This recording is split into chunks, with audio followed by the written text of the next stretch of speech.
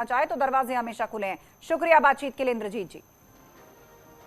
तो जाट नेताओं ने अमित शाह का शॉल उड़ाकर और पगड़ी पहनाकर हल भेंट करके स्वागत किया। 3 तस्वीरें इस वक्त हम आपको दिखाने जा रहे हैं।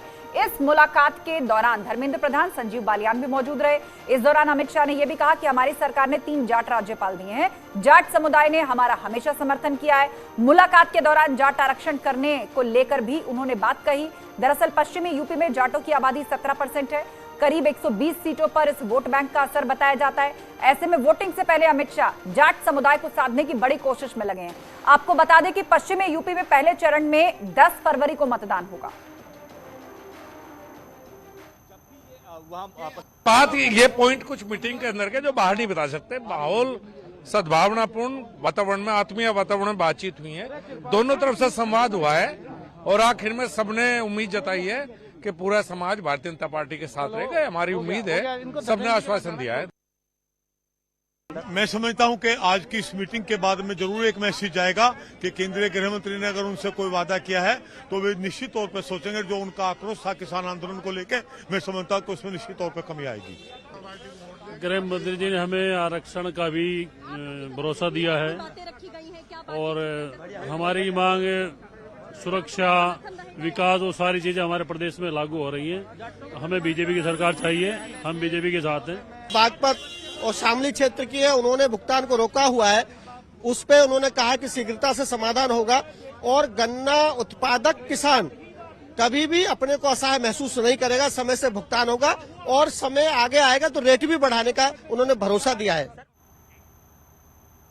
और इस वक्त एक बड़ी खबर हमें मिल रही है। उत्तर प्रदेश के अंदर एनडीए गठबंधन से जुड़ी हुई ये बहुत बड़ी खबर है। निषाद पार्टी को 15 सीटें मिलेंगी और 11 सीटों पर निषाद पार्टी का सिंबल होगा। 4 सीटों पर भाजपा के सिंबल पर चुनाव लड़ेंगे उम्मीदवार। तो टिकट बंटवारे को लेकर कितनी सीटें जाएंगी निषाद पार्टी के खाते में, उस पर तस्वीर स्पष्ट हो गई है। निषाद पार्टी को 15 सीटें मिलेंगी, 11 सीटों पर निषाद पार्टी का सिंबल होगा।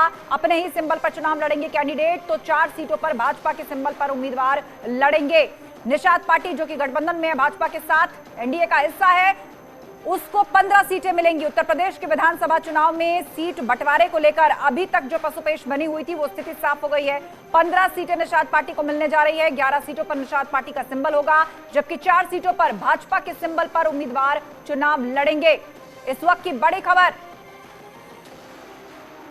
निषाद पार्टी को 15 सीटें मिली है आने वाले विधानसभा चुनाव के लिए, जिनमें से 11 सीटों पर निषाद पार्टी के सिंबल पर ही उसके उम्मीदवार मैदान में होंगे, जबकि 4 सीटों पर भाजपा के सिंबल पर लड़ेंगे उम्मीदवार। संजय निषाद जो कि अध्यक्ष है निषाद पार्टी के, लगातार उनसे सवाल किया जा रहा था कि सीट बंटवारे को लेकर क्या फॉर्मूला तय हुआ है, लेकिन स्पष्ट जवाब वो नहीं दे रहे थे। लेकिन अब तस्वीर स्पष्ट हो चली है कि निषाद पार्टी को 15 सीटें दी जा रही हैं भाजपा की तरफ से। 11 सीटों पर निषाद पार्टी का सिंबल होगा और 4 सीटों पर भाजपा के सिंबल पर उम्मीदवार मैदान में उतरेंगे।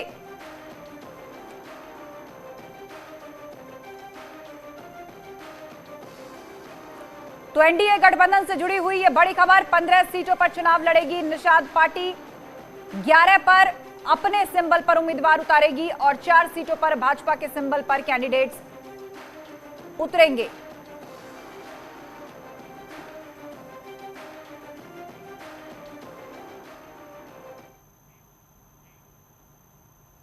बढ़ते हैं आगे। अमित शाह के जाट नेताओं से मुलाकात पर विपक्ष ने अब निशाना साधा है। कांग्रेस और बीएसपी की तरफ से प्रतिक्रिया आई है, आपको दिखाते हैं कि मैं किसी किसान से नहीं मिलूंगा। अमित शाह ने कहा था नहीं मिलूंगा, आज उनको जाट लीडर याद आ रहे हैं, किसान याद आ रहे हैं। यानी स्पष्ट हो चुका है कि किसानों ने उनका बेड़ा गर्क कर दिया है, अब उनको भगाने की तैयारी है।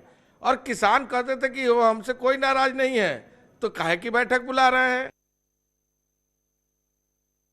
जनता पार्टी ने कोई एक काम जनता के लिए नहीं किया है, लिहाजा अब मिलने का दौर, चाहे जितना भी मेहनत कर ले भारतीय जनता पार्टी, जितना भी छलावा कर ले, जितना भी छल कर ले जनता के साथ, लोगों के साथ मिल के अगर ये दिखाने की कोशिश कर रहे हैं कि हम तुम्हारे लिए करेंगे, वो सिर्फ सपना ही दिखा सकते हैं, जुमलेबाजी कर सकते हैं और कुछ नहीं कर सकते हैं।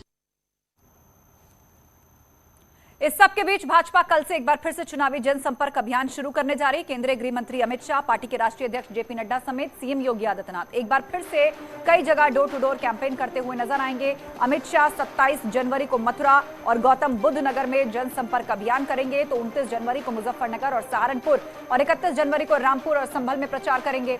अमित शाह 2 फरवरी को कन्नौज और कानपुर नगर जाएंगे। उधर सीएम योगी 27 जनवरी को बिजनौर और मुजफ्फरनगर में सभाएं करेंगे। 28 जनवरी को वो बदायूं और कासगंज में होंगे। 29 जनवरी को जालौन और कानपुर देहात के दौरे पर रहेंगे और इसके बाद 30 जनवरी को आगरा और मैनपुरी में प्रचार करेंगे। 31 जनवरी को वो मेरठ और हापुड़ में घर घर चुनाव प्रचार करेंगे। वहीं बीजेपी के पार्टी अध्यक्ष जेपी नड्डा 28 जनवरी को शाहजहांपुर और आंवला में चुनाव प्रचार करेंगे। नड्डा 29 जनवरी को इटावा और औरैया और 30 जनवरी को फिरोजाबाद और हाथरस में रहेंगे। 1 फरवरी को नड्डा हमीरपुर और महोबा जाएंगे।